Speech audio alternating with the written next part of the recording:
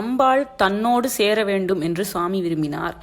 அவளுக்கு நமஸ்காரம் பண்ணினார். நமஸ்காரம் அவளுக்கு. ஆனால் அவர் விருப்பத்தை நிறைவேற்றியதோ விக்னேஸ்வரர். நான் நியாயேந்து சேகர ஸ்லோகம் சொல்லி இந்து சேகர சம்பந்தத்துக்காகவே சீதாராவண சம்வாத ஸ்லோகம் சொல்ல போக இதிலேயும் அதில் பார்த்த விஷயத்துக்கு அத்தாட்சி வந்து விடுகிறது. இப்படித்தான் பல நல்ல ரசமான சமாச்சாரங்களை எடுத்து போட்டு கொண்டு கொஞ்சம் அலசினால் எதிர்பார்க்காத புதையல்கள் அகப்படுகின்றன. இப்போது அகப்படும் புதையல் அந்த ஸ்லோகத்தின் தீர்மானத்திற்கு இந்த ஸ்லோகத்தில் கிடைக்கும் அத்தாட்சி அல்லது கன்ஃபர்மேஷன். எந்த தேவதையை நாம் ஆராதித்தாலும் அந்த தேவதையும் தன்னுடைய அனுகிரக காரியத்துக்கு இடையூறு ஏற்படாமல் இருப்பதற்காக விக்னேஸ்வரரிடம்தான் போய் பிரார்த்தித்து கொண்டு நிற்குமாதலால் நாம் நேராக அவர் ஒருவரையே எந்த அபிஷ்டம் நிறைவேறுவதற்கும் ஆராதித்து விட்டால் போதும் என்று அந்த ஸ்லோகத்தில் பார்த்தோம். இப்போது இங்கே இந்த ஸ்லோகத்தில் கவி அந்த உத்தேசத்தில் இதை இயற்றாத போதிலும் என்ன பார்க்கிறோம் என்றால், அம்பாளோடு ஒற்றுமையாக போக வேண்டும் என்று ஈசன் அவளை ஆராதிக்கிறார். காலிலே விழுவதை விட என்ன ஆராதனை வேண்டும்? இப்படி அவர் ஆராதனை பண்ணியும் அவள் ஒன்றும் பண்ணவில்லை. கோபமாகவே இருக்கிறாள். அவளுக்கும் உள்ளூர ஒற்றுமையாக இருக்க வேண்டும் என்றுதான் ஆசை. ஆனாலும் பிகுவை விட்டு கொடுப்பதா என்று ஒன்றும் புரியாமல் உட்கார்ந்து கொண்டிருக்கிறாள். கடைசியில் விக்னேஸ்வரர் அவர்களை விளையாட்டாக ஒன்று சேர்த்து விடுகிறார். அதாவது இவருக்கு ஆராதனை பண்ணாமல் அம்பாளைத்தான் ஈஸ்வரன் ஆராதித்த போதிலும் அவள் அந்த ஆராதனா பலனை தராமல் இவர்தான் தந்திருக்கிறார். அதே மாதிரி ஈஸ்வரனை ஆராதனை பண்ணாமல் அதற்கு நேர்மாறாக அவள் கோபமாயிருந்தாலும் அவளுக்கு உள்ளூர ஆசை எப்படியாவது அவர் தன்னை சேர்த்து கொண்டு விட வேண்டும் என்பதுதான். ஈஸ்வரனிடம் சேரணும், ஈஸ்வரன் நம்மை சேர்த்து கொள்ளணும் என்று ஆசைப்படுவது ஆராதனை இல்லாமல் வேற என்ன? வெளியில் கோபம் அவமரியாதை என்று அவள் காட்டினாலும் உள்ளே பிரியம் ஆராதனை தான் நிறைந்திருக்கிறது. அப்போதும் ஈஸ்வரன் தாமாக அவளுடைய ஆராதனை பலனை கொடுத்து சேர்த்து கொள்ளவில்லை. விக்னேஸ்வரர் தான் அவர்களை சேர்த்து வைத்து அவர்களுடைய மனோபிஷ்டம் நிறைவேறுமாறு செய்து ஆராதனா பலனை கொடுக்கிறார்.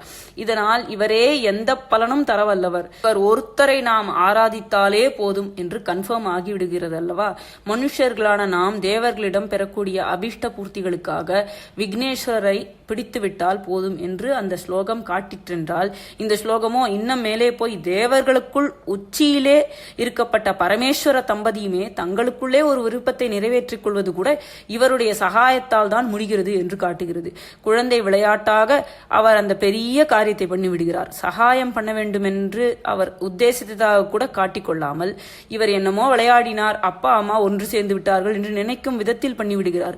இவர் நம் மனசில் நினைக்கும் எல்லா அபீஷ்டங்களையும் சகல புருஷார்த்தங்களையும் சிந்தித்தார்த்தம் என்பது இதைத்தான் நிச்சயமாக நிறைவேற்றி தரும் அனுகிரகமூர்த்தியாகத்தானே இருப்பார். இப்படி அவர் அருளட்டும் என்று கவி முடிக்கிறார். சர்வார்த்தங்களையும் தருவதில் பிள்ளையார் சதுரர் என்று நியாயேந்து சேகர ஸ்லோகம் சொன்னதற்கு கன்ஃபர்மேஷனாகவே இந்த ஸ்லோகம் நம்முடைய சிந்தித்தார்த்தங்களையெல்லாம் பிள்ளையார் நிறைவேற்றி வைக்கட்டும் என்கிறது. பிள்ளையாருடைய பெயரில் எதுவுமே ஸ்லோகத்தில் இல்லை. களபம் என்றுதான் வருகிறது. கலையது கலபோ என்று அழகான மோனையாக வருகிறது. களபம் கலபம் இருவிதமாகவும் சம்ஸ்கிருதத்தில் ல வித்தியாசம் அந்த பாஷையில் பார்ப்பதில்லை. களபம் என்றால் யானை குட்டி. குட்டி யானை என்று சொன்னால் அதைவிட செல்லமாயிருக்கிறது. வேடிக்கையாகவே பெரிய காரியங்களையும் சாதித்தது தெரியாமல் சாதித்து கொடுத்துவிட்டு நாம் செல்லம் கொடுத்து கொஞ்சம் ஒரு விளையாட்டு ஜீவனாக இருக்க பிரியப்படுவரை கணேசர் விக்னேஸ்வரர் என்ற மாதிரி பெரிய பெயர்களால் தெய்வமாக காட்டாமல் குட்டி யானை என்று சொன்னாலே சந்தோஷப்படுவார் என்றுதான் களபம் என்று போட்டிருப்பதாக தோன்றுகிறது.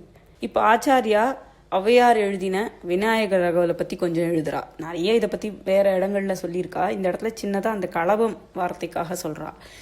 ஔவையார் அகவலை சீத களப செந்தாமரை பூம்பாத சிலம்பு என்று ஆரம்பிக்கிறாள். ஆனால் இங்கே களபம் என்பது யானைக்குட்டி இல்லை. யானைக்குட்டி சுவாமியின் பாதத்தில் குங்குமம் பூ பச்சை கற்பூரம் முதலியவற்றோடு சேர்த்து அரைத்த சந்தனம் பூசியிருக்கிறது. கலவை என்று கலவை சந்தனம் என்றும் சொல்கிற அந்த கந்தோபச்சாரத்தை தான் களபம் என்று சொல்வது.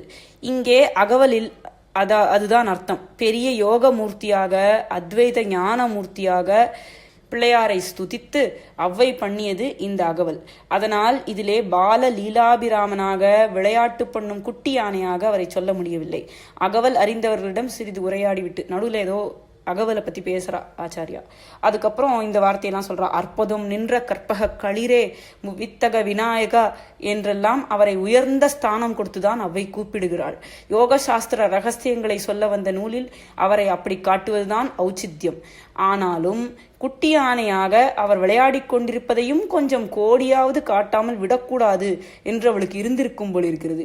என்ன யோக சாஸ்திரம் எழுதினாலும் அவள் குழந்தைகளுக்கேயான பாட்டி கவி அல்லவா? குழந்தைகளுக்கு மிகவும் பிரியமான யானைக்குட்டியை மறைமுகமாகவாவது சொல்லாமல் விடக்கூடாது என்றே புரிஞ்சுக்கிறவா புரிஞ்சுக்கட்டும் என்று எடுத்த உடனே சீதக்களவ என்று போட்டுவிட்டாள் என்று தோன்றுகிறது.